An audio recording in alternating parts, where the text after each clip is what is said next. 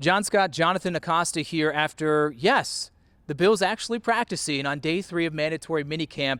I've obviously been here a lot longer than you. Yeah. I was trying to rack my brain the last time the Bills actually did this, and it escapes me. I cannot think of it. Usually, they either cancel it all together or they'll do some sort of team bonding type of exercise and have that sort of a day and allow these guys to kind of relax, get to know each other, and jettison off. But Sean McDermott, we kind of ambushed him after practice to get the reasoning behind it. It was pretty straightforward. Yeah, no, very simple. He said simply this team needed it. And you can understand it with so many new faces, a lot of kind of pieces to work through, 2 coordinators in their first full offseason in the role. But yeah, the reason was just very simple. Why would a team need a 3rd day of practice? Well, it's because they need the practice, and that's basically the reasoning from Sean McDermott. Like you said, this is my first full offseason covering the Bills too, so I don't necessarily know ahead of time how common it is for them to be on the 3rd day, but you could even just see it from the other media people who were here. They're like kind of surprised that they were actually out on the field doing stuff for this last day of mandatory minicamp. And listen, it was a little tailored back. Josh Allen not doing a whole lot. The expected starters not doing a whole lot. Brandon Beane even saying afterwards it was nice to see guys like Mitchell Trubisky get some extra run, and maybe these younger guys take the extra reps into the break to kind of then forge ahead as they're going to be fighting for their lives, fighting for their jobs here as we head at St. John Fisher University. Did anything from what you saw out there, I was kind of yo-yoing back, stand out at all from anyone that maybe is not on anyone's radar? I don't know if he's going to make the roster. Zach Davidson has made plays this entire time. He caught a couple of touchdown passes today. He had a really nice one that was kind of in red zone work, I think it was, and it was kind of back shoulder, and he still kind of went up and made the nice catch, and everyone kind of dapped him up afterwards and everything. And then later on, I don't think it was red zone, it was just more normal drills, and he a catch over the middle for a touchdown, and everyone's celebrating again. Like I said, I don't know if he's going to make the roster, but he has intriguing size at his position, and he seems to have good hands, and he's a guy, from what we've gathered, he's flashed in these days. So maybe that's something that gives him confidence going into training camp, and we'll see what he does there. It'll largely depend on what the Bills do at tight end. You have to believe, obviously, Dawson Knox, Dalton Kincaid, boom. Quentin Morris, he was awesome last year in training camp and would get opportunities throughout the regular season, a guy they have developed in this program over a couple years. Do the Bills keep a 4th tight end was probably the only path with Zach Davidson. And honestly, this is where, and we'll get into it as we go towards and through training camp, how will the new kickoff rule impact roster decisions where maybe you would go certain directions for the gunners or other things like that, and you would find those guys from different position groups being those that they keep on. If Zach Davidson can find his way into a solid role on special teams, that's probably the way and only way that the Bills are going to keep a 4th tight end, because as we know, there's so many wide receivers. It's going to be, do they keep 5 or 6 of those, and wide receivers, tight ends? I mean, you got to make a decision somewhere. And it's interesting that you say training camp, because Brandon Beane was actually asked about how do the new kickoff rules, is this something that he's thought about, is this something that he will be thinking about? And he said, to be honest with you, it's not really something I'm going to be thinking about when I'm focusing on my 6-foot putt here during this break. Ask me again in training camp, because I think he knows you have to wait until that part of the gearing up for the season to really be able to evaluate how that's going to affect his roster decision. The message from Sean, Brandon, everyone, I mean, it's pretty simple. You get it. Get healthy, stay healthy, continue to work out, be in shape and ready to hit the ground running. Make good decisions and do not get into trouble, which we've seen that in the past with guys this 5-6 week break when they're outside of the facility. We've seen some unfortunate incidents happen in the past. And then Sean McDermott rounding out that kind of laundry list of things. Get ready for a challenging training camp here. And we understand from the head coach, he's always going to personify and put out there, this is not going to be easy. But I feel like I'm preparing myself for a different tone and feel at Fisher than I have in the past. And it's something kind of Brandon Beane kind of alluded to. There's going to be some hard work come training camp. And you kind of understand it because in years past, there was a lot more veteran leaders. They can maybe help set the tone during training camp. We always talk about the intensity with Stephon Diggs, for example. So with a lot of those guys gone, I feel like maybe it falls a little bit extra on the coaching staff to set the tone in training camp. Get these guys knowing that, hey, you're here to work, you're here to earn your playing time, and whether you come from another team, whether you're a rookie, whether you've been on this team for a while, everyone has to earn their spot this season. That's always a message that's consistent, I feel like, from coaching staffs, whether it's here or across the league. And I feel like that's maybe a message that they're going to have extra emphasis on hammering home when they get to Pittsburgh. All right, so we watched 3 OTAs practices, a rookie minicamp before that, 3 full days here of mandatory minicamp. You're really aware of the main storylines that we have been focusing on. Yeah. But Jonathan and I right now, we're going to circle back to those, take everything that we've seen over 6 days at this point, and then if you want to throw in minicamp with Keon Coleman, and recalibrate and reintroduce the topic and from our vantage point where we think it is, wide receiver the number 1. Is there any place that you feel a little more solid, or what sort of conclusions have you drawn from what you've seen through OTAs and minicamp at the wide receiver position? At the wide receiver position, we've seen Keon make some nice plays, and I think it's something that we've touched on when Lindsey's been here is I think Matt Collins has been a guy that has kind of stood out with his verbal leadership, and it's something that's so important at that position. Because on the field making plays, they go through the drills, they make the catches, no one stood out in a negative way for, dropping the ball a lot. So sometimes the receivers have to stand out in ways other than, hey, can you catch the pass from Josh when he throws it to you? And one way of doing that is via leadership, other players talking about you and stuff like that. And Matt Collins is not just someone that Sean McDermott has talked about, but other players on the offense have spoken about. So I think that speaks highly to the impact that he's already been able to make in the short time that he's been here with the Bills. We're not allowed to tell you first team, second team, any of that sort of things, but I will just say this. As each of these guys get signed and you're trying to figure out where does Marquez Valdez-Scantling, Chase Claypool, KJ Hamler, where do these guys all slot, I'll be honest with you, all these guys on that list and beyond, getting opportunities with all sorts of quarterbacks in first, second, third team here. No one separating, no one putting themselves behind. It is truly a large number of players with an open competition that we're heading into training camp that way. That's what it takes away from me, is it's not, hey, KJ Hamler, man, that guy was always catching stuff from Josh, or this guy was always with whomever, and Shane Buechele or anything like that. Everyone seemed to get their opportunities with everyone, and to me, that shows, which is not too different, although you know where Stephon Diggs, Gabe Davis, you know where those guys are, but there was a lot of movement with that group up and down the quote-unquote depth chart, and that to me says it's truly open season once we hit Fisher. And it's something because when we were coming into this, after the draft, after the free agent signings, kind of in your head you kind of picture, hey, so the pecking order is maybe going to be Khalil Shakir, you imagine Curtis Samuel and Keon Coleman are guys who are going to be out there with Josh a lot. Khalil Shakir definitely, his place and didn't practice as much the last two days because of his injury. But other than Khalil Shakir and maybe Keon Coleman, all of the guys, like you said, getting reps with everyone. And I think that's so important because that way that they get familiar with how all of the quarterbacks are, because there's no guarantee that Josh Allen is going to be the quarterback for all 17 games. Quarterbacks nowadays are getting injured more than ever. They need that comfort level, that chemistry, not just with Josh, but with Mitch Trubisky, which is why a day like this, third day, is so important, where it's really Mitch Trubisky running the show and Shane Buechele, and you're not seeing too much of Josh Allen out there with his receivers. We're not really going to get a grasp on truly how different the offense is now with Joe Brady, full off season of work, as opposed to what we saw at the back end of last year.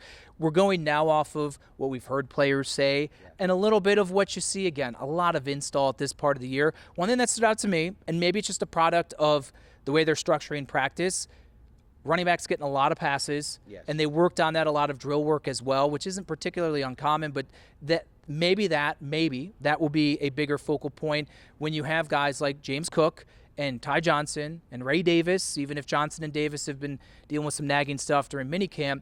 That's just one thing. And then, of course, just observing him, his energy. That's the main thing. He's very vocal and hands-on is the way that I would categorize it, with a variety of different players. And kind of, you asked me earlier what some of my observations were from day 3. I think something that's cool to watch is players not just getting coached by the coach, but players getting coached by other players. So I sort of witnessed kind of a cool interaction here with the offensive line. I was focused on getting video of them. And I did a story earlier in the offseason on Travis Clayton, the rugby player from the UK, and he comes over and he's learning kind of offensive line. The Bills have 2 players picking up a new sport, and Travis Clayton on offense, Gable Steveson on defense.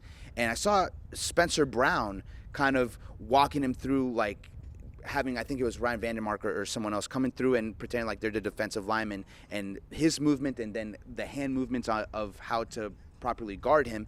And then I witnessed a drill later, Travis Clayton kind of, okay, he watched, and then he went kind of repeated the same movement, and afterwards I kind of saw him nodding his head in approval or satisfaction of what he just did. And I think that gives you a lens into what this time period is like. Again, not just players getting coached by their coaches, but sometimes you can learn more from the other players because they're the ones on the field, they're the ones repping all of this stuff, and you can kind of have them teach you the little intricacies of what each drill requires. I actually caught Tommy Doyle, who season over, another, still working his way back from a big-time injury again. He was working. He's back around the team here on the PUP list, again, done for the year, working with some younger players in the offensive line as well. So you're right, and this is a guy, again, Spencer Brown's a starter. He's going to be the starting right tackle again. But Tommy Doyle not only around the team, but being a contributor, even though he's still dealing with an injury. So there's the offensive line, they're going through the drills, and Lyle Collins was kind of off to the side, kind of going through his own things with Tommy Doyle kind of walking him through some things. So again, I think that kind of speaks maybe to the chemistry as well, both for the team as a whole and specifically on that offensive line of, again, the players trying to help each other out, each one trying, a rising tide lifts all boats, each player trying to elevate the other. Let's go to the defensive side of things, and I talked with Daquan Jones after practice today, and something that's interesting to me, I think I've heard other guys say it, is so much continuity for so long around this roster. We understand the challenges that so many new players bring in terms of developing chemistry and the mechanics on the field, but is there any sort of new energy? And Daquan flat out saying, yeah, it's like the first day of school, a new year of school, and nothing about the guys in the past. They loved them. They were great players for this organization and this team.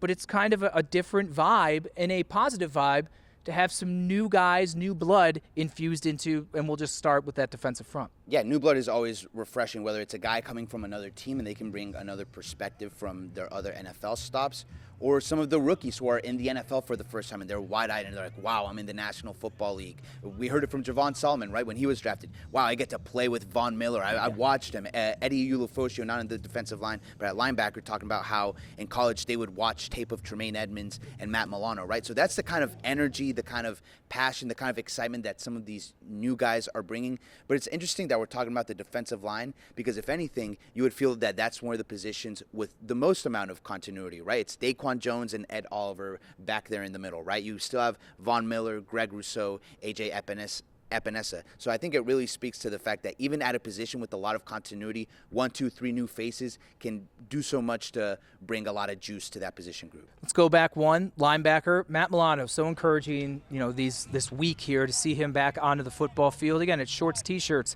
But I didn't think, and even Sean McDermott indicated it, they didn't really expect him to be on the field until training camp. So after we have kind of been on the lookout in the past few years of what's the progress of Tre'Davious White coming back from a serious leg injury, Von Miller a year ago, his leg injury, and those we know that they were a longer process. Now Milano, his injury earlier in the season than both Tre'Davious and Von.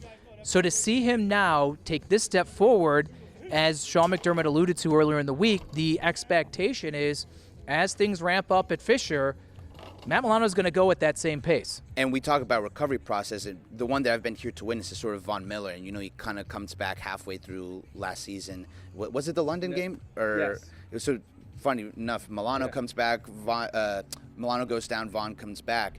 But we never really saw him be the guy that we sort of knew him to be, expected him to be. There started to flash here and there a little bit towards the end of the regular season and in the playoffs. But now this year is where we maybe expect to see a little more of the Von Miller that we're used to. So it shows you each recovery process is so different. So with Milano, obviously a season-ending leg injury, that's something that takes a long time to recover from, wasn't part of OTAs and everything. So to just be getting back on the practice field, mandatory minicamp, a good sign. We've talked about how training camp is something that is what we really look forward to with these roster decisions. Obviously, Matt Milano doesn't have to worry about his roster decision, but it'll really give us an idea of just how much up to speed he is and how ready the Bills are, Milano are, to have that partnership of Milano and Bernard be ready to rock and roll come week one. We'll go back one more layer here, and we've talked a lot about Kaiir Elam, but you talk about making the most of opportunities, whether it was Rasul Douglas excused. It was voluntary during OTAs, explaining it was because he wanted to spend more time with his family. I applaud him for that. Kyer getting more opportunities because of that. Christian Benford now during mandatory minicamp dealing with a family matter, excused this week. So Kyer once again thrust into a role maybe he wouldn't with certain reps, and he's taking advantage of it. And listen, we know how critical it is for Kyer Elam this training camp. I'm not saying he's going to jump over Christian Benford, who I think is highly underrated. I don't think he's going to jump over Rasul Douglas. But boy, could things get interesting if he remains on this trajectory when the pads come on, to see what this team does with him or what this team does with other players at that position, especially understanding depth is critical there. They've been ravaged with injuries in the past. So a few things with Kyer. When we spoke to him earlier in the offseason, I forget if it was OTAs or minicamp, he talked about how he's playing with the most confidence he's ever played with. And you think about positions that require confidence, quarterback, wide receiver, and DB are the first three that come to my head. It is so important for the guys at those positions to play with the confidence that almost borderline is cocky a little bit, right? They need that in order to play at a high level. With Kyer, it's not just him getting the opportunities, like you said, it's making the most of the opportunities. The opportunities don't really matter if you don't go out there and make the plays, show the coaches that you can be trustworthy when you're on the field. That's exactly what Kyer has shown. He's flashed several times here when we've been able to watch these practices. And even if it doesn't result in him being a starter, if you're the Bills, you feel good about Rasul Douglas. We've seen what Christian Benford is able to do. If you get an improvement from Kyer Elam to where he's a more trustworthy third cornerback, that's an awesome position for this team to be in, because then you have three cornerbacks, and then you have Taron Johnson in the slot, one of the best slot cornerbacks in the league. You start to feel really good about that secondary, especially at those positions where maybe there's a little more question marks in the safety spot. 100%. Rasul Douglas, even though he says he doesn't know it, is in a contract year. So if Kyer can continue to rise, maybe that pick ultimately can work in the Bills' favor. We'll round it out here in the back end. We're going layer by layer here. Sean McDermott making it pretty clear with some great words about how he's liked what he's seen from Taylor Rapp. And that has always seemed, since he was re-signed, like, hey, I think Taylor Rapp's probably going to be one of the safeties replacing Micah Hyde and Jordan Poyer. The other, similar to wide receiver, in my opinion, it seems pretty wide open. We've seen moments from different guys. And again, I don't want to be too repetitive, but Damar Hamlin has made more plays than maybe anyone back there, including Taylor Rapp. And I think that really says something about maybe even the depth of that spot. Damar Hamlin, another guy who's playing with confidence, and something that I want to do when we get to Pittsford and actually start watching training camp, I want to watch more of Cole Bishop. He hasn't done anything wrong. He just hasn't necessarily stood out either. And it's tough for a rookie, especially coming in at that position where it requires so much knowledge of the defense, right, and everything. Maybe it'd be easier for him at defensive line or at running back to maybe be more noticeable, make a pop. But at safety, I mean, they even talked about it when he came in. It's not going to be easy for him to just come in and be where he was at Utah, for example, right? Like, he's going to have to put in the work, pick up the playbook and everything. So he's someone that I want to have my eyes on come training camp, where he's sliding in with ones, twos, threes, or whatever, and maybe start to see if maybe this break helps him kind of contextualize, start to understand a little bit more of the nuances of this defense. And if we start to see him make an impact, because we expect Keon Coleman to make an impact on offense, right? The Bills had 2 second-round picks, Cole Bishop being the other one. So do we start to maybe see him start to rise his way up the Bills' depth chart? As we still wait and see, as Rasul Douglas even noted the other day, we don't know if Micah Hyde's gone or not. No. If I'm a betting man, I'm saying Micah's probably going to hang it up. Yeah. But we still wait and see, even though Micah said he's made it clear to the Bills, don't wait around as we wait and see. Now the Bills off until July 24th, the very first day they take the field at St. John Fisher University in Pittsford. Leading up to that, we'll have feature stories. Ray Davis, Lyle Collins, Dwayne Smoot, and we'll also flip the switch maybe early, mid-ish July to we're going to really dive into what the storylines are going to be here. And so follow along here. Lindsey Moppert will also be in the mix. And I think we're also going to get some vacation in there as well, 100%. because once we hit the ground running, it's going to be full speed here with the Channel 2 sports team. And I know we have our storylines that we're looking forward to training camp, but obviously it's, fans have their perspective too, and sometimes fans have like one or two storylines that they're dialed into that we're here and we're looking at everything, right, that maybe we lose track of something. So if you guys want to let us know in the YouTube comments, you guys can tweet at us too, kind of some training camp storylines that you guys are looking at. And I know as we're breaking them down, we'll look at what you guys tell us, and then we'll kind of talk about it and be like, oh yeah, maybe that's something that we really need to keep an eye on once we hit the St. John Fisher. 100%. But for now, from One Bills Drive with Jonathan Acosta, I'm John Scott for Channel 2 Sports.